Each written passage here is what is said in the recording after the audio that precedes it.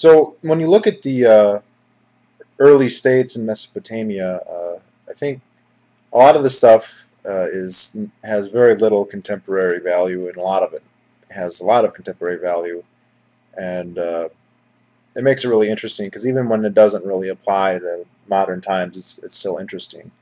Now I wanted to talk about one of the very first states I ever learned about uh, way back when I was a little kid, and it's one of the more famous states, and that would be the Assyrian, and specifically the Neo-Assyrian Empire. Now, although it seems like it's a long time ago, the Neo-Assyrian Empire uh, didn't really come about until really around 1000 BC, and its real famous period was the 6th, 7th, and 800s BC, which seems like a long time ago today, but at that period, there was a good 2,000 years of history in the region, predating it at least. And I mean, that's why we say Neo-Assyrian Empire, and you think, oh, the new Assyrian Empire, but it collapsed before 600 BC completely. Um, I first heard about it on a TV show actually called Ancient Warriors. They just had an episode titled The Assyrians, and you can actually watch that show on YouTube. I think it's divided into two videos, and if you just type Assyrians, you can watch it. And one thing you learn about the Assyrians right away, and why I think they're interesting for our contemporary reasons, is that they were widely perceived and recognized as a martial military power. They did things, uh, that they were very militaristic. They had a powerful army. They had very effective soldiers, and they fought many, many military campaigns and were very, very successful in this. And I think this is still, this catches people's interest, obviously, because so much of what people do when they look at history is they want to read about war, they want to study war, and there's a certain degree of uh, maybe not veneration, but respect for winners. And there's kind of a view to look at people who aren't militarily successful in a negative way. So if you look at, say, a country like Rome, Rome is lionized ad nauseum, and of the many things that they did that maybe make them stand out, their military victories really are the pinnacle of that. Where if you look at a state like Byzantium, which actually lasted, it was a successor state of Rome actually, but which lasted far longer than the Roman Empire ever did. It doesn't have such an immaculate record of military victories. And so it's kind of actually, it's funny, Byzantium is maybe an extreme example because Byzantium is kind of viewed as like a very backward, defective state, when actually by one of the most basic measures in terms of longevity is the most successful state ever. Now you look at the Assyrians, and the history there goes a lot farther back than the Neo-Assyrian Empire. The name is derived from the city of Ashur, or Assur, which is a city in what is now northern Iraq in Kurdistan, I believe on the west bank of the Tigris River. And it's in the area that's kind of out of the desert, far enough north where it's kind of pasture land. And the city was a prominent city-state going back more than 1,000 years before the Neo-Assyrian Empire. In fact, perhaps as far as 1,500 or 2,000 years before the Neo-Assyrian Empire. But those earlier states are not considered to be so militaristic, although that's quite possibly because there's just not a lot of data on them. But what I think is interesting is that most historians and most contemporary just regular people really associate militarism with successful statism. If a state has a powerful army, that ensures its prosperity and the success of the society it's supposedly protecting. And I mean, so people will say things like the Roman Empire fell because they didn't have enough military spending. In fact, there's one particular very fat YouTube user who I never subscribed to and who I only watched part of one video to, who basically explicitly stated that the Roman Empire fell because it did not have a good enough military at the end, which is absurd. The Roman Empire increased military expenditures all through its decline. And I would say that this, if not causing its decline, uh, certainly exacerbated. But if you look at the Assyrians, this is a much more clear-cut case where you have an overtly militaristic society with a powerful military that just evaporated very, very suddenly. And it wasn't because it was attacked by a much larger, more powerful enemy. Indeed, it was eventually overrun by enemies that it had routinely bested for many, many, many years. Now, the other thing about the Assyrians that is interesting, which if you watch that documentary that I mentioned, you will notice as well, is that they were very overt about their cruelty and their evil.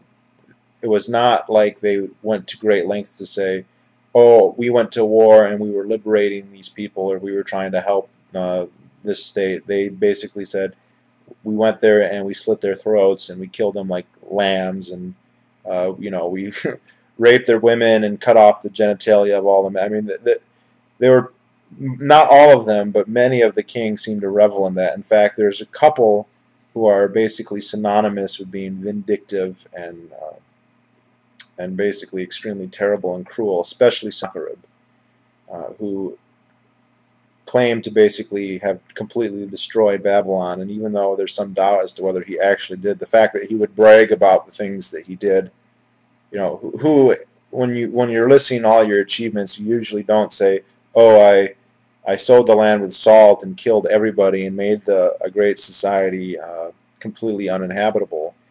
You normally, a normal sane person would not consider that as something laudatory to put on a stela, but Sennacherib did. And he was only the more extreme of the Neo-Assyrian rulers. Now, aside from the militarism, there's actually another lesson here that I think is overlooked all the time, and that is a kind of Keynesianism. Now, obviously, Keynesianism did not exist in the 7th and 8th century BC, at least as a formal ideology. But one of the things you learn when you look at these states is one of the things they like to do is the kings would go, and to distinguish themselves, they would go and basically found and build new cities. And like the Persians did this at, say, Persepolis or Ecbatana, and I think some of the Egyptian princes did this at Amarna. And if you look at the Assyrians, there are two, Kala, but the main one that most people have heard about is Nineveh. Most people have heard of Nineveh. Nineveh is an invented city, and if you look at the history, I said the Assyrian Empire is named after Assur, which is a city that was obviously formed in prehistory. It was not picked out by a state, or at least almost certainly not. The site probably predates any states, and then the states developed there. So it is not a case where a government selected a site and said, let's build a capital here. A city developed, and then a state grew out of that city. And what is really common in the Mesopotamia in this era is that every city would have its own deity, would have its own deity that it would worship. And over time, the relationship of the various city-states kind of paralleled the relationship between their respective deities. So if Babylon's main deity was Marduk, and Babylon became the most powerful city, then there would be an association that Marduk was the more powerful deity, as opposed to Sin and Nippur, or one of the other. And well, the god in Assur is Assur, and it's actually reflected in a lot of the names. So, like the last major king of the Assyrian Empire is Ashurbanipal, which just means Asher gives a son. It was a very paternalistic society. If you were a king and you had a son, his name would reflect that you were grateful that you had a son. So when he was born, it was Asher gives a son. Anyway, one of the things that would happen, though, is that the cities would have a cult to their specific deity, and in order to rule, the governments usually would provide some sort of religious exemption to the city. So, for instance, there was no taxation in Babylon, or there was no taxation in Uruk or Ur or Assur, by virtue of the fact, I mean, the real reason is probably the people there don't want to be taxed, But the explanation is we can't tax them because it's a holy city, with a holy cult and a ziggurat with a statue of whatever deity. And politically speaking, when they would fight against each other, usually the kings would say, well, I'm justified because so-and-so revoked the tax exemption or whatever to these cities. The other interesting thing about the Assyrian kings is, though they were had the power to tax and they were in charge of the military, they were nominally the top judge, they really didn't have the formal authority to just take any property at will. And so Ashur was a city that had already been around for more than 1,000 years. It was already built up. It had narrow streets. A lot of people lived there. And formally, the king is supposed to protect private property and cannot simply expropriate it. And so this was very inhibiting to people who have unbelievably huge egos, who want to distinguish themselves from their parentage and impress their subjects with building projects in addition to military expenditures. And so what they would do is they would just go out in the middle of nowhere and they would just build a new city. And what the result of this is that as long as the state has the money and the will, these new cities like Nineveh will prosper in the sense that there will be a lot of people there and there will be a lot of activity there. But they are really just tax fountains, or in these times, plunder fountains. So they would wage a campaign against another country, and they would come back with a whole bunch of spoils, and they would be concentrated in this new city. Or the taxes that they did levy would be concentrated in this city. But absent that tax revenue, the site would not support the level of activity that's going on. There might be a small settlement there, but nothing on the scale of what the state creates. And it's interesting because if you ask Keynesians today, there's a video, I'm sure I can't find it, of John Kenneth Galbraith's son, I think, or might also be named John Kenneth Galbraith, who's a famous Keynesian economist, justifying government expenditures and saying, look, when the government built a road, people used those roads. When the government builds a bridge, people use those bridges. But this is totally an insufficient criteria for deciding whether something is actually useful. If I spend $1 billion to build a bridge that occasionally a few pedestrians walk on, it wasn't worth the cost. And the rubric is, how do you decide? You can't just say, well, some people are using it or a lot of people are using it. If the people who are using it are not willing to pay for their use of it enough to keep the thing going, if the tolls on a bridge or the fees for a road are not enough to keep it going on its own, if it has to be subsidized from external taxation, then it's a waste of resources and it's a waste of money. And so what happens is these rulers go about building these huge projects, and it's so common back then, this mega architecture. The most famous examples are the pyramids, which of course predate Nineveh and all that by 1800 years. At least the pyramids at Giza. There are other pyramids that are older even than that. But what I think it's interesting because these archaeologists who are not economists, which is interesting, I don't have it with me right now, but that book I'm reading, they'll have sections on the economy, but it's amazing because the people who write them are not economists. And I don't mean they're not Austrian economists. I mean they're just not economists at all. They don't know anything about economics, whether it be Keynesian, Chicagoan, or anything. And the way they look at it is Tiglath-Pileser or Sennacherib or Esarhaddon builds a city. They find the ruins of the city, and there are all these carvings glorifying the accomplishments of the ruler, and they just take that for granted, and they say, well, people lived here, so this must have been a good idea, or he's a great builder or whatever, which they will always say. But it's almost certainly a huge waste, and all these cities are abandoned very soon after either the king who builds them quits. It was not uncommon for a king's son to want to build his own city, and before, within one generation, the one his father built has just become completely abandoned.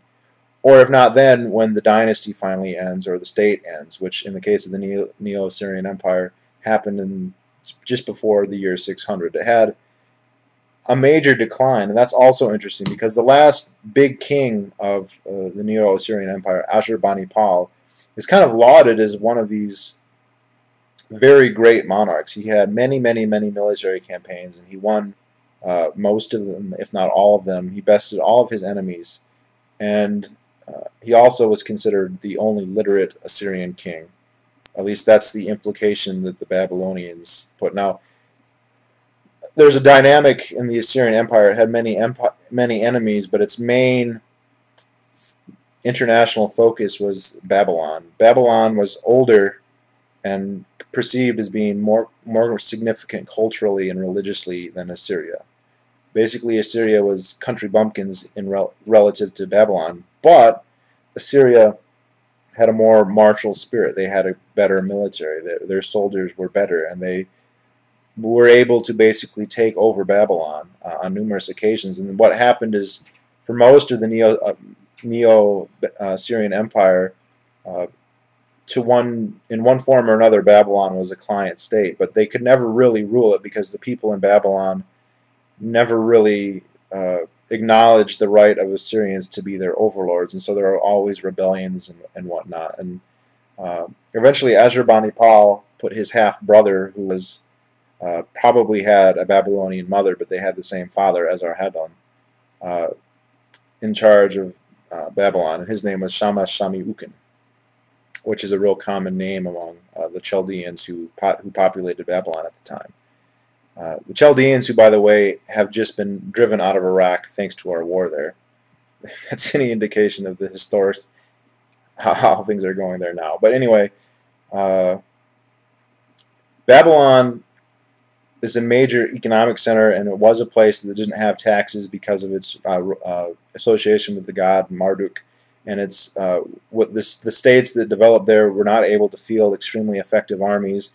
When they did rebel, they were almost always defeated by the Assyrians sooner or later, although sometimes it took a year or two. There's actually one point where Babylon was besieged for 2 years, which to me says that wasn't much of a siege. I don't see how any city could last that long without trade or whatever. But it's interesting because what eventually happens, the predominant wisdom among people who fancy themselves history buffs but who don't know anything about economics is that the powerful military states they have all the advantages and they'll win, when what actually ends up happening is the Assyrian Empire just completely dissolves. It destroys itself. It commits suicide. And what happened after that is the Babylonian Empire, the so-called Neo-Babylonian Empire, which was a pretty short-lived state itself, kind of blossomed all of a sudden. People have heard the name. The main king in the Neo-Babylonian Empire, the one who probably was king for half of its existence, was Nebuchadnezzar, who is from, people have heard about him because he's in the Bible, although so are many of the Assyrians. And actually, Saddam Hussein had one of the Republican Guard divisions was named the Nebuchadnezzar Division. And in the event, you have a rich society that doesn't have a lot of military spending, that doesn't have a martial spirit, and yet the one that does just evaporates.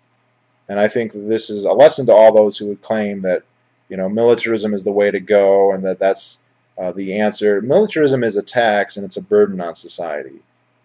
And defense is one thing. We all need defense. We all need to make sure we can defend our property and be reasonably certain that it won't be expropriated by some form of brigand, whether they be independent or from another state.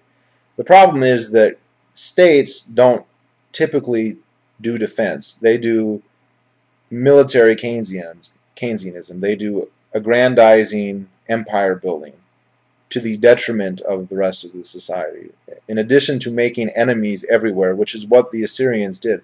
The Assyrians had this idea that they could just go and force people, and they could win battles, but the people that they would defeat, whether they be the Judeans or the Egyptians or the Babylonians or the Elamites or whoever else, would resent them and hate them. And as a result, even if you won a battle in a year or two, you'd have to do it again and again and again and again and again and again. And most of the kings, with one exception, they had one fairly diplomatic king who was Sennacherib's son, which is interesting because Sennacherib was the most vindictive of them all, but his son Esarhaddon was much more diplomatic, and he actually went and apologized to Babylon and said, yeah, they shouldn't have happened. You deserve better than that.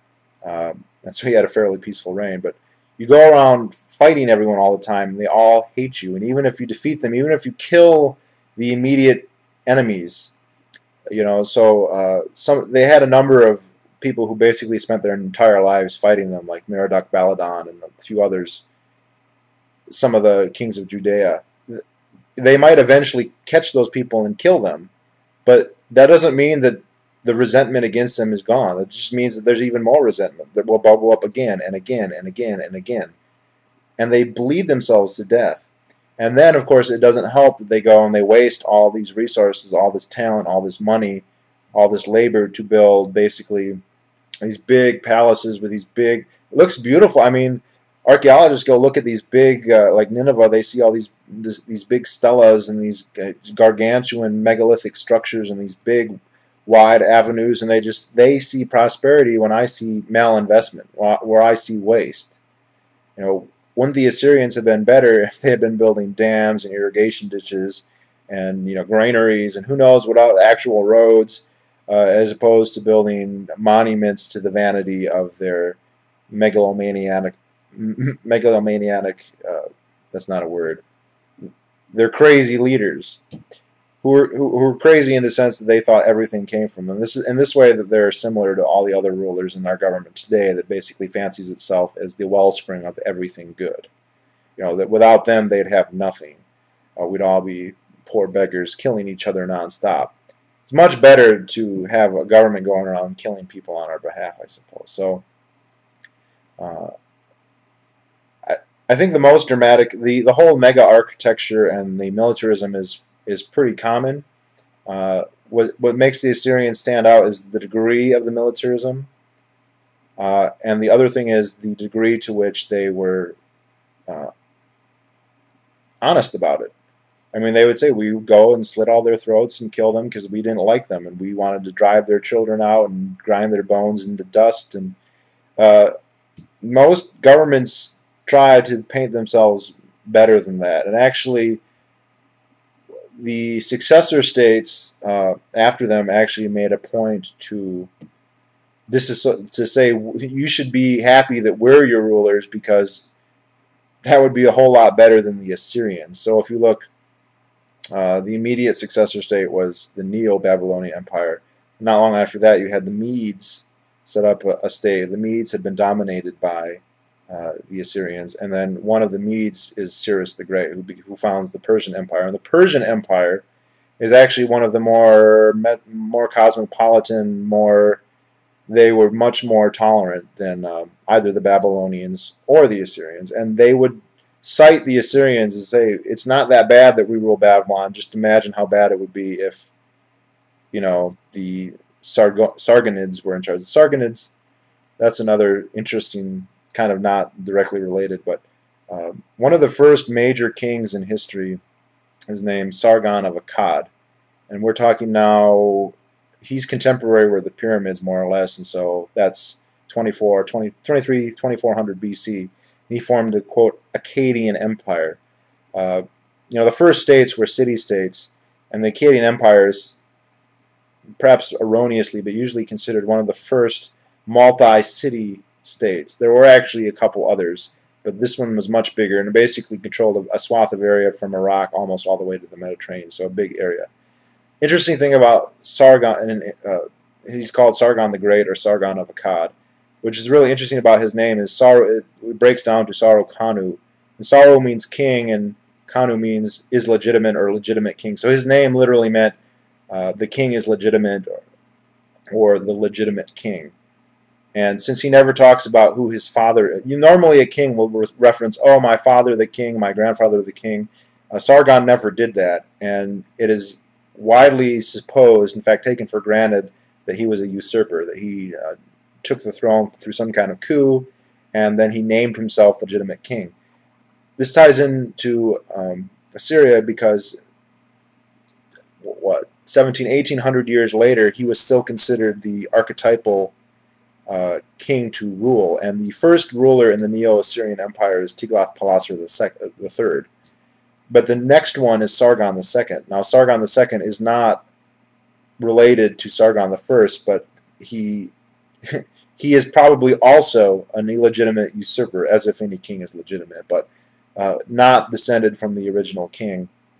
And he wanted both to emulate Sargon of Akkad and also to say he was legitimate. So he called himself the legitimate king. Now it's a little bit different because when Sargon of Akkad was king, they were speaking Akkadian, and his name would have been clearly meant the legitimate king. In the Neo-Assyrian times, nobody spoke Akkadian except for the scribes. They spoke Aramaic mostly. So I don't know if his name would have been that obvious to everybody. They would have been to learned people would have known. Anyway, Sargon is the father of Sennacherib, who's the father of Esarhaddon, who's the father of Ashurbanipal.